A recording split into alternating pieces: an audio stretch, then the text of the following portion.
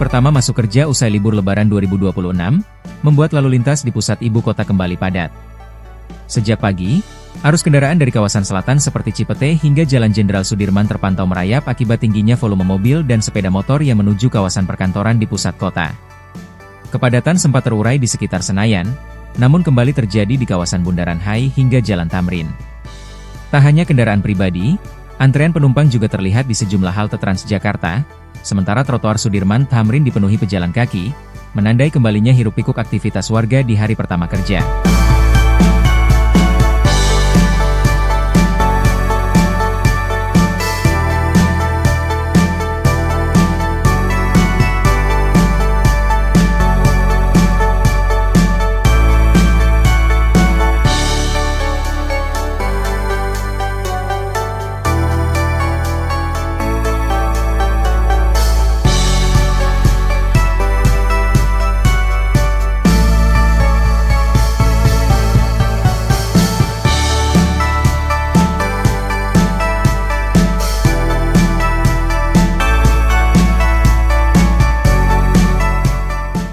Ya, Perserikatan Bangsa-Bangsa menilai eskalasi konflik geopolitik di kawasan Timur Tengah kini sudah berada di luar kendali pihak-pihak yang berkonflik. PBB juga menyebutkan konflik di Timur Tengah telah melampaui batas yang sebelumnya tidak terbayangkan oleh para pemimpin dunia. Sekjen Perserikatan Bangsa-Bangsa Antonio Guterres mengatakan konflik yang telah berjalan lebih dari 3 pekan sudah berada di luar kendali dan membawa dampak yang tidak pernah dibayangkan oleh para pemimpin dunia. Karena itu, Guterres meminta seluruh pihak untuk menghentikan eskalasi konflik dan memulai upaya diplomatik serta kembali menghormati penuh hukum internasional. More than 3 weeks on, the war is out of control. The conflict has broken past the limits even leaders thought unimaginable. The world is staring down the barrel of a wider war, a rising tide of human suffering, and a deeper global economic shock. This has gone too far. It's time to stop climbing the escalation ladder and start climbing the diplomatic ladder and return to full respect. Ya, sementara itu Iran menegaskan tidak ada negosiasi dengan Amerika Serikat untuk mengakhiri konflik di Timur Tengah.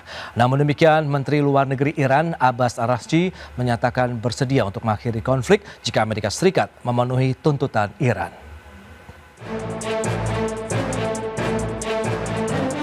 Pemerintah Iran menyatakan tengah meninjau proposal Amerika Serikat untuk mengakhiri perang di kawasan Timur Tengah. Namun demikian, Iran tidak berniat untuk mengadakan pembicaraan untuk mengakhiri konflik Timur Tengah yang semakin meluas. Menteri Luar Negeri Iran Abbas Araghchi menyatakan kesediaan Iran untuk menegosiasikan pengakhiran perang jika tuntutan mereka dipenuhi. Abbas mengatakan Amerika Serikat memang menyampaikan pesan kepada Teheran melalui berbagai perantara, tetapi hal itu tidak berarti sedang berlangsung negosiasi di antara kedua negara. Pada 28 Februari lalu, Amerika Serikat dan Israel mulai menyerang Iran hingga menyebabkan kerusakan dan korban sipil. Iran pun membalas serangan tersebut dengan menyerang wilayah Israel dan fasilitas militer milik Amerika Serikat yang berada di Timur Tengah. Amerika Serikat dan Israel awalnya mengklaim serangan mereka itu diperlukan untuk melawan ancaman yang dianggap berasal dari program nuklir Iran.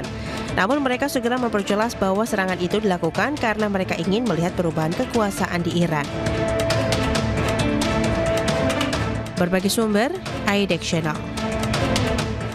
Ya, pemirsa, pemerintah tengah menyiapkan kebijakan kerja dari rumah atau work from home sebagai salah satu langkah penghematan konsumsi energi khususnya BBM. Dan selain itu, kebijakan WFH juga dinilai dapat memicu aktivitas ekonomi di sektor lain. Pemerintah tengah menyiapkan kebijakan kerja dari rumah atau work from home sebagai salah satu langkah penghematan konsumsi energi khususnya bahan bakar minyak. Menurut Menteri Keuangan Purbaya Yudi Sadewa, penerapan WFH dinilai mampu menurunkan konsumsi energi secara signifikan dan berpotensi menghemat konsumsi BBM hingga 20%. Selain itu, kebijakan WFH juga dinilai dapat memicu aktivitas ekonomi di sektor lain, terutama yang berkaitan dengan konsumsi rumah tangga dan layanan berbasis digital. Kalau saya WFH, ternyata ekonomi larinya lebih kencang dari dugaan kita. Kan nggak apa-apa juga. Saya nggak hemat saya mungkin nggak ini di sananya karena ekonomi aktivitas naik, bisnis naik cepat, konsumsi naik. Tapi kalau pajak saya juga naik inline dengan itu, kan saya untung juga. Jadi hitungannya nggak satu titik begini aja, nggak partial equilibrium, cuma di sini aja ngitung ini aja. Kalau ekonomi yang betul, dorong sini, sana gerak semua. Itu yang namanya general equilibrium approach. Nggak ada yang hilang dari ekonomi. Purbaya memastikan dalam penerapan WFH, pemerintah juga mempertimbangkan aspek produktivitas. Nantinya hari pelaksanaan WFH akan dipilih dengan mempertimbangkan dampak paling kecil terhadap kinerja. Jakarta, Raharjo Patmo, IDX Channel. Ya, pemerintah memperkirakan pembangunan kembali daerah terdampak bencana banjir bandang dan longsor di Sumatera membutuhkan dana hingga 130 triliun rupiah, di mana anggaran tersebut rencananya akan digunakan untuk membangun hunian tetap, sarana dan prasarana yang rusak akibat bencana.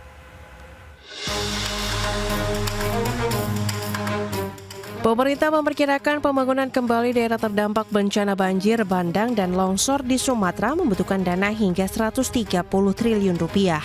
Estimasi biaya tersebut merupakan hasil hitungan Bappenas dari usulan rencana kerja beberapa kementerian dan pemerintah daerah. Menteri Dalam Negeri sekaligus Ketua Satuan Tugas Percepatan Rehabilitasi dan Rekonstruksi Tito Karnavian mengatakan, alokasi anggaran tersebut paling lambat akan dituangkan menjadi rencana induk yang resmi ditetapkan pemerintah pada 1 April 2026 mendatang. Anggaran tersebut rencananya akan digunakan untuk membangun hunian tetap, sarana dan prasarana seperti jalan dan jembatan permanen, hingga perbaikan sekolah serta fasilitas kesehatan. Kalau untuk anggaran tadi, untuk renduk yang ke depan 3 tahun, itu saya sampaikan diperkirakan 130-an triliun. Ya, 130 triliun untuk multi-year 3 tahun. Untuk apa? Bangun jembatan, bangun sekolah, untuk adjustment. Tito menegaskan pemulihan dampak bencana hidrometeorologi di wilayah Sumatera dilakukan melalui penguatan kolaborasi antar Pemda. Inisiatif kolaborasi ini muncul menyusul tambahan alokasi anggaran transfer ke daerah untuk percepatan penanganan bencana dari Presiden sebesar 10,6 triliun rupiah. Berbagai sumber, IDX Channel. Ya, pemirsa, Amerika Serikat dikabarkan akan menambah kekuatan militer di Timur Tengah melalui penambahan pasukan. Dan penambahan pasukan dilakukan meskipun Presiden Donald Trump masih membuka peluang kesepakatan dengan Iran untuk mengakhiri perang. Departemen Perang Amerika Serikat atau Pentagon diperkirakan akan mengirim ribuan prajurit tambahan dari Divisi Lintas Udara ke-82 Angkatan Darat ke kawasan Timur Tengah. Informasi ini disampaikan oleh 2 sumber yang mengetahui rencana tersebut pada Selasa lalu. Kabar tersebut juga mengemuka di tengah peningkatan kekuatan militer Amerika Serikat, meskipun Presiden Donald Trump masih membuka peluang kesepakatan dengan Iran untuk